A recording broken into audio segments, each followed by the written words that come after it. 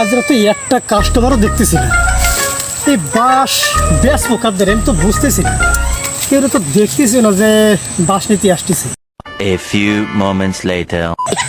এই বাঁশ লাগবে নাকি? বাঁশ বাঁশ, আরে পাহা বাঁশ, কাঁচা বাঁশ।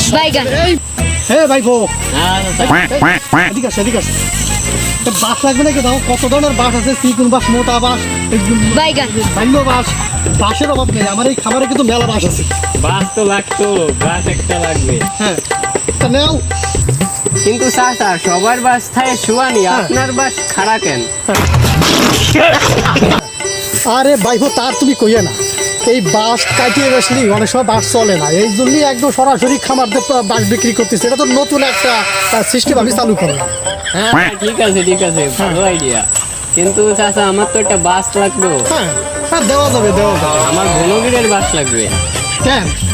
এই যে এত বাঁশ আছে, গণগিরের বাঁশ তোমার এটা পছন্দ হচ্ছে না? এই যে ধরো মোটা বাঁশ, এই যে ধরো চিকুন বাঁশ, হ্যাঁ, এই যে কাঁচা সব ধরনের বাঁশ আছে, আমার এই বাঁশ পছন্দ হচ্ছে না। না তুমি বাল ডায়লগ দিও না, আমার এসে ঘনগিরের বাস লাগবে। তুমি বালের মাথা বাইফো, তুমি এক কথা বারবার কয়ে যাচ্ছিস যে আমার গণগিরের বাঁশ লাগবে। এইসব বাঁশ তোমার পছন্দ হয় না কেন? তুমি গণগিরের বাঁশ দিয়ে অরবা ডাকি? তুমি আমার গণগিরের বাঁশ চিনেছ? হ্যাঁ, এই যে আমার বয়স হলো 70, তার দেহে তুমি বুঝতেছো না যে আমার ইয়ে দাড়ি করা ছিল, সে হরিয়ানা পুরো সমান হয়ে গেছে। এই যে এত গণগিরের বাঁশ তোমার আর সহিবাদ দিছে। ওরে চাচা তুমি কি বাল বুঝবা, আমার বয়স এখন 70। হ্যাঁ। একটা প্রেম করে এমন পস্তাইছি, ঘনগিরের বাসলি ডক মতো দিতে করতাম। তুই কার চল রে?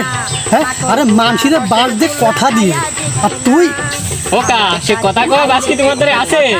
হ্যাঁ সামরা, তুই কথাটা করলি কি?